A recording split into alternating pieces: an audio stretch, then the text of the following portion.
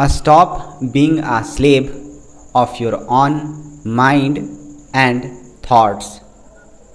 मतलब स्लेव मतलब वो कैटेगरी जो हर चीज़ को एक्सेप्ट कर लेता है, हर चीज़ को मान लेता है, बिना किसी क्वेश्चन के, बिना किसी क्वेरीज के, बिना किसी जिज्ञासु के।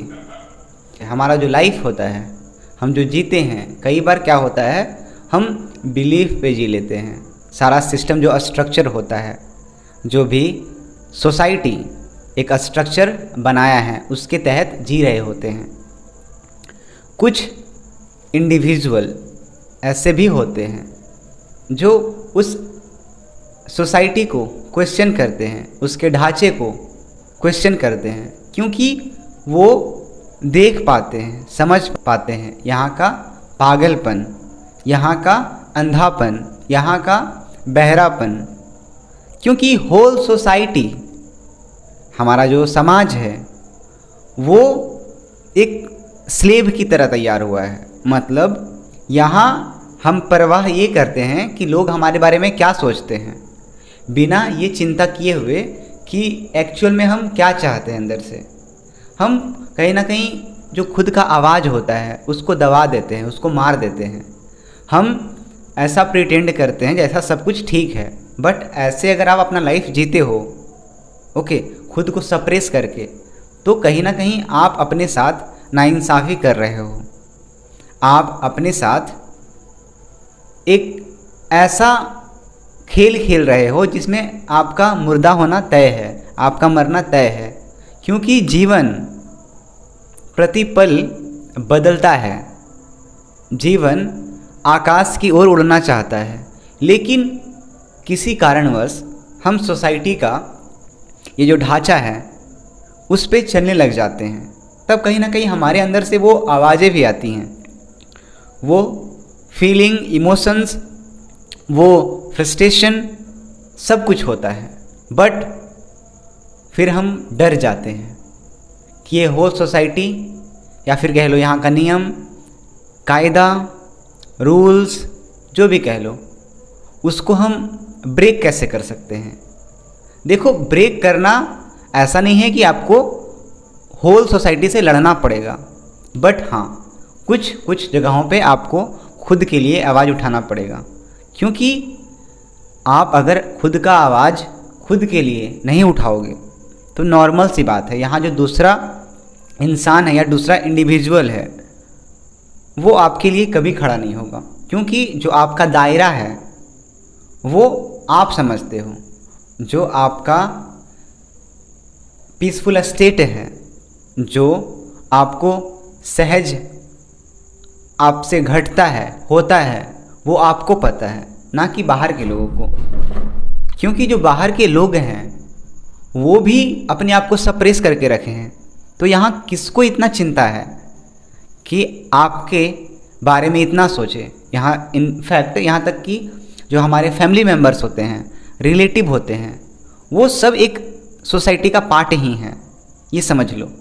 अगर आपको यहाँ एक्शन लेना है खुद के लिए तो आपको सोचना पड़ेगा और देन एक्शन लेना ही पड़ेगा।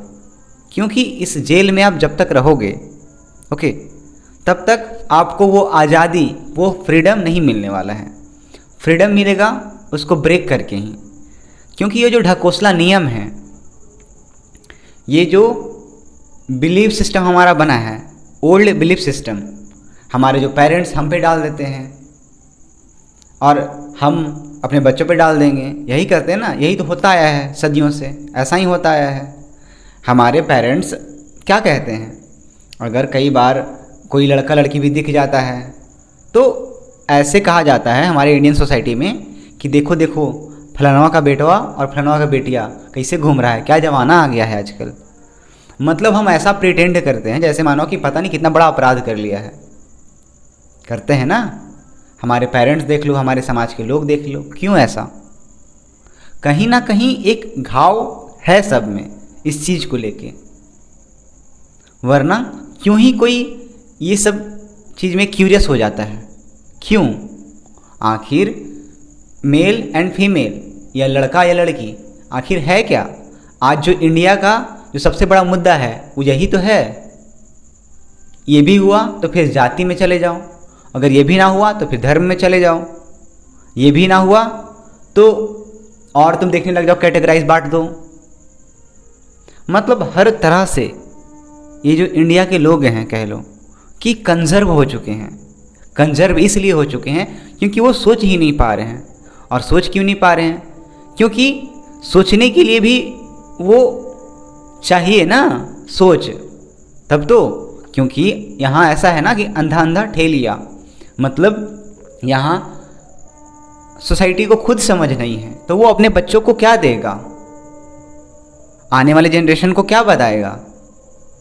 अभी देखो जो हम अर्थ के साथ कर रहे हैं, जो हम पृथ्वी के साथ कर रहे हैं तहस नहस, जनसंख्या के साथ कह लो या फिर रिसोर्सेज के साथ कह लो, कर ही तो रहे हैं ना।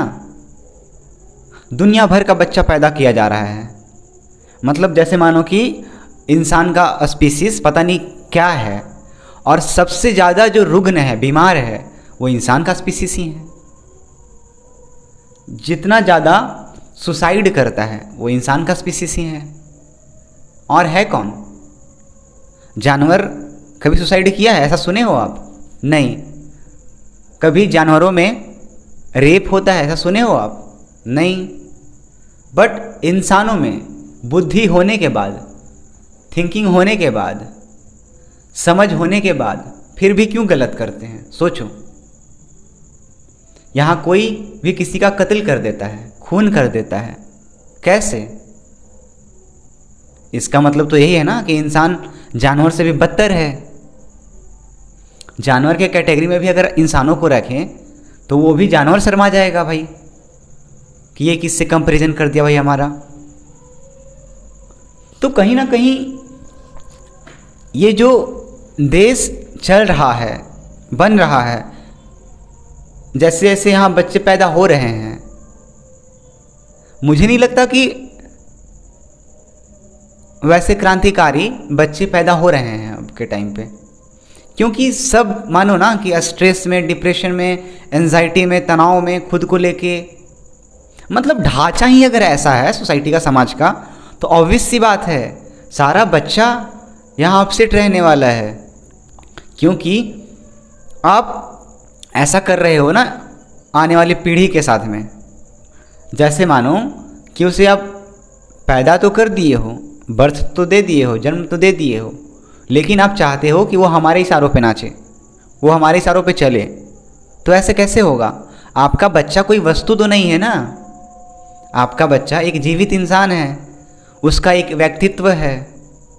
बट हम चाहते हैं हमारे जो बच्चे हैं, हमारे जो आने वाला संतान है, वो हमारे अकॉर्डिंग अपना लाइफ जिए, जैसे हम नहीं जी पाए वैसे वो जिए। क्यों भैया? उसका अपना लाइफ भी तो है ना। तुम जैसे जिए हो वैसे तुम अपने बच्चे को जिलाना चाहते हो, बताओ। तुम्हारे शौक़ अलग, तुम्हारा इंटरेस्ट अलग, तुम्हारे बच्चे का इंटरेस्ट अलग, तो ये कैसे मैच हो जाएगा? और अगर इतना ही तुम्हें अपने बच्चों से प्रेम है, प्यार है, तो उन्हें जी लेने दो ना अपनी तरह की ज़िंदगी। हम बच्चों के मन में इतना फियर बैठा चुके हैं कि वो खुद से डिसीजन तक नहीं ले सकता है अपना, खुद से लाइफ पार्टनर तक चुन नहीं कर सकता है। ये कैसे बच्चा पैदा कर रहे हैं हम, या फिर हमारा सोसाइटी? और इसको हम कहते हैं बड़ा आज्ञाकारी बेटा है, आज्ञाकारी बेटी है। आखिर यहीं पे कुछ गलत होता है तो हम कहते हैं हाय कितना गलत हो गया, ऐसा तो होना नहीं चाहिए था। लेकिन कभी कोई सोसाइटी का ढांचा पे क्वेश्चन ही नहीं करता है। सोसाइटी का जो नॉर्म्स है, रूल्स है, उस पर क्वेश्चन नहीं करता है। क्यों? क्योंकि सब डरे पड़े हैं। ओके, ये सोसाइटी में घट रहा है, सोसाइटी की वजह से जो प्रॉब्लम हो रहा है, समाज की वजह से जो प्रॉब्लम हो रहा है, सब डरा पड़ा है। क्यों डरा पड़ा है? क्योंकि किसको इतना झंझट लेना है, सबको अपना भी तो देखना है। तो हम ऐसे अपना जीवन जीते हैं, व्यापन करते हैं, चाहे भले हमारा खुशी हो या ना हो। लेकिन हाँ, हम देखते हैं हमारे घर वाले तो खुश हैं ना आजू बाजू के। अगर लड़की है तो लड़की भी यही देखती है कि हाँ अपने घर वाले को दुखी तो नहीं कर सकते हैं। लेकिन उसको क्या पता कि उसके घर वाले भी सही से जी रहे हैं ज़िंदगी या फिर बस काट रहे हैं। वो तो जो पेरेंट्स है उनका आधा जीवन तो निकल ही चुका है, वो जिए ना जिए वो उनका। बट कोई भी पेरेंट्स खुद से क्वेश्चन ही नहीं करता है। और एकदम कहते ना कि कीड़ा मकोड़ा की तरह यहाँ पेरेंट्स बना जा रहा है। ऐसा क्यों? पेरेंट्स बनने का काबिलियत है भी या फिर नहीं? गाजर मूली की तरह यहाँ बच्चा पैदा कर देने से थोड़ी होगा। रिसोर्सेस कहाँ जाएगा? ये जो अर्थ है, पृथ्वी है, ये कहाँ जाएगा? ये दबा पड़ा जा रहा है जनसंख्या से, मनुष्यों से, और उसमें भी सब कैसे बच्चे पैदा हो रहे हैं? मुर्दे। क्या कल्याण होगा यहाँ?